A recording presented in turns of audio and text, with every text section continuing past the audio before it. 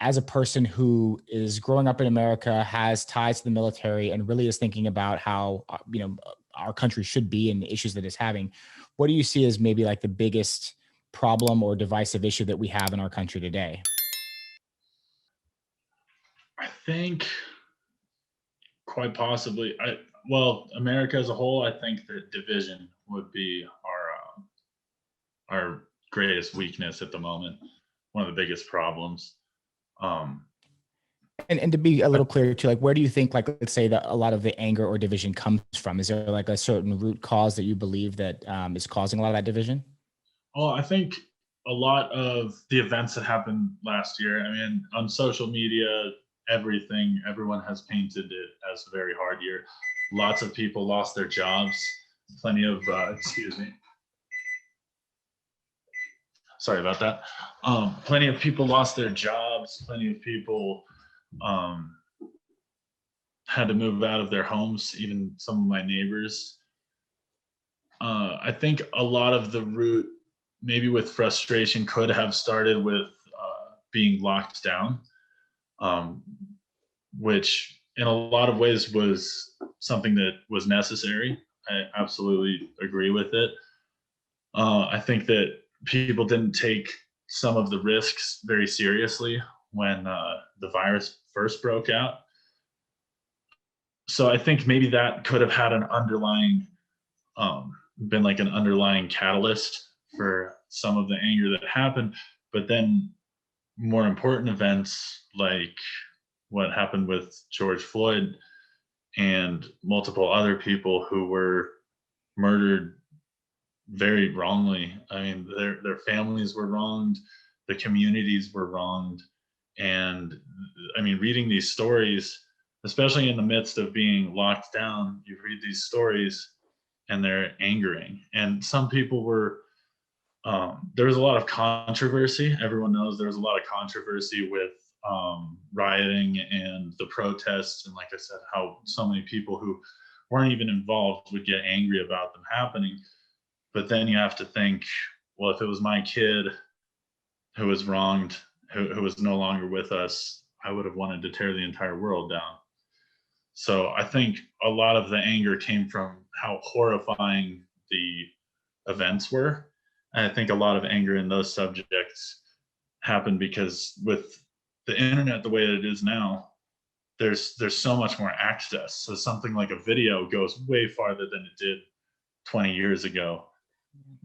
So I think I think a mass amount of people seeing these horrifying things and that information being so readily available caused a spark with a lot of people.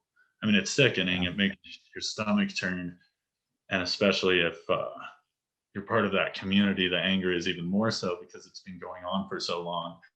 But I think that might have had a lot to do with it. And then amidst all of those social issues, the ethical issues, um, and issues with the system, we also have a very strong media presence, especially with the election. So I think that caused more division. And I think that, like I said earlier, I think that it could be subdued a little bit if people have more faith in their fellow Americans as opposed to the media and what you're being told. Yeah, very well said. Chisa, any thoughts? No, I mean, I completely agree. I think media is like such a big thing, right? Media can be such a beautiful, great thing because I credit the media for creating an awareness for so many people who just weren't aware, just didn't know, like just completely clueless because of where they grew up or whatever, what they've been exposed to, right? So the media has been great for that.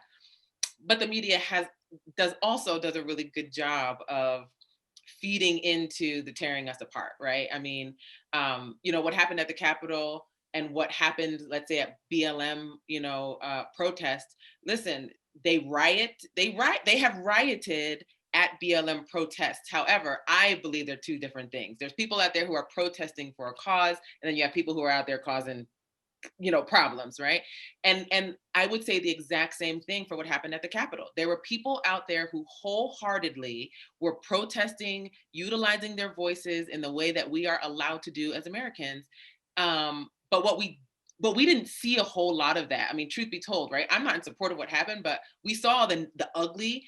I saw one video the other day and I'm thinking, how come this didn't go viral? And there it was a guy, Republican, he had his Make America Great hat on and all that. And he was yelling and screaming at the police officers and he's saying, what are you doing? Like, we have to stop this. This is not okay. This is not what our country is about. I mean, and I just thought, how come that doesn't go viral the way that all of these other, things go viral? So, media definitely it's the good, the bad, the ugly. I mean, there's no escaping it, but I think for us as adults, we have to be able to differentiate or at least expand. Like if I just sit here and watch, NBC, I'm going to be fed the things that feed into my beliefs, right? I force myself sometimes to watch Fox News and to watch these other outlets because I mean, it's like night and day. And then I turn on my TV off and I'm totally confused and I don't even know what's going on, right? But I mean, that just tells you like, wow, how can we be talking about the same topic but have completely different perspectives, right? So I just feel like as adults, we have to be vigilant in educating ourselves, one from credible sources, but also, to get out of our own bubble. Which is why I love this. I mean, this is what we're doing, right? I mean, this is why we're so happy that Josh was here because we're like, you know what? It would be so good to get just a little bit of a different perspective, and that's what we have to do. Yeah, Madison. Yeah, it's interesting. I love this conversation, and I feel very thankful to be able to have this conversation with all of you guys. But I think one thing that I found that's like divided us the most recently, kind of back to your original question, is freedom, right? I think so many people, especially Trump's America, it's like, I'm not free enough in the land of the free. And you're just like, oh, interesting. And it comes back to the white privilege thing. It comes to, and I think that's where the BLM protests, right? They're protesting because Black, Indigenous, people of color have never had that freedom. And it's finally so unignorable. Like you can't, especially with media and what you're saying, like the people that are in these maybe counties, cities that would never know about systemic racism, right? I'm not saying that systemic racism is not legitimate. I'm just saying they've never heard that word, right? Or that phrase. I think it's really interesting to see, the people that are fighting for freedom in general when these communities have never had freedom at all. And I think that's where we're dividing. It's the people that have maybe always had privilege or always had freedom in so many ways, and they feel like it's slipping through their fingers, right, in different ways with maybe even gender identity, right? There's so many people that are so intimidated by that, right? They're like, why do I need to call people by different genders than they were born, and it's so like, it makes them nervous, and I think that's, again, it's a freedom thing. It's like, no, I this is the country I knew, this is the life I knew, and now I have to make all of these adjustments, and that's not my choice anymore. And I feel like a lot of people are getting hung up on that. And then on the other end, it's like finally being displayed that, like I said, Black, Indigenous, people of color have never had these freedoms, and they're fed up, and as they should be. And it's finally getting, the maybe media display that it's deserved over hundreds of years, right? And I think that's where we get into this fun division, like you were saying, with the different even news medias and forums. And you're seeing Fox News, and it's talking about, how this veteran was at this, and they play to that heartstrings. But then if you go on CNN and they play to our heartstrings as well. And it's totally understandable where we could look at these media forums and be like she was saying, like, you see that video and you're like, why isn't this being shown? This man is trying to stop an insurrection by himself, right? With the help of police. But then you see the video of the policeman literally letting them in, right? And you're going, oh my goodness, how could we be this divided? And I think, I hate to say it, but I think the last 4 years in the presidency that we were working with helped fuel that, and in many ways. And again, I think that's playing on that trope of like his speech right before they attacked the Capitol, being like, if you don't let them take it from us, then you'll be weak. We have to be stronger than that. And that's, again, I think that's like that fear of losing complete freedom or complete even dominance. And I think that happens a lot with his supporters, not all obviously, but yeah, that's kind of my 2 cents on that. I hope that's still safe in the subjects that we were all talking about, but I think they all tie in that way.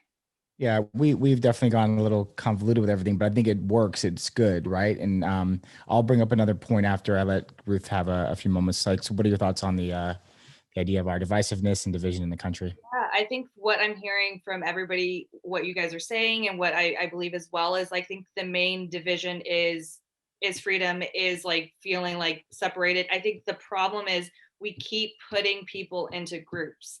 You are this, you are this, you are this. And because you're that, these are the qualities you have, which is not true at all. And even by the video that Chisa was talking about, there are good people that believe in Trump and maybe like some factors that he stands for, but still want to protect the country and still have good intentions. And there are good, bad people in every movement, in every walk of life, in every part of the world. And there's no definitive answer by a group anybody's associated with that defines who they are in totality.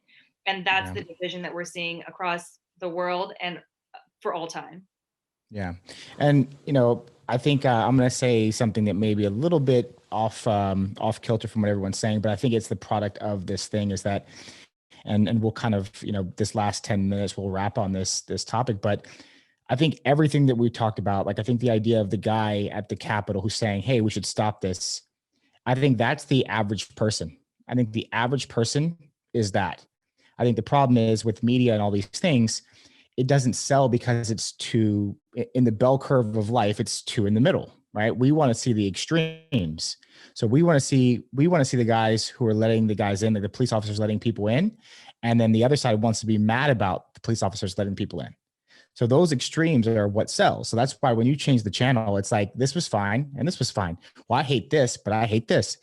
Because the middle, the average American is not extreme. The average Republican would say, hey, we should stop this. The average Democrat is like, hey, I want to know why people are upset, but that's not what's going to sell on TV. And I think even though Trump has stoked some of those flames, I think Trump is actually a product of where we've become, or where we've come as Americans, that you get a president like Trump because of the long-standing feeling that people have had for a very long time about their lives aren't doing as good. They feel more powerless.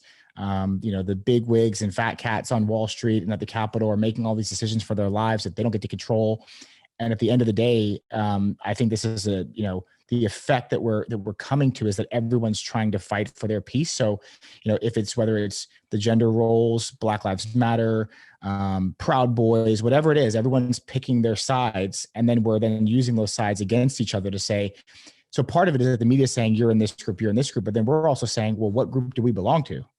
Because we feel more strength with a group. We don't feel strong individually because for so long the system has made us feel weak as individuals.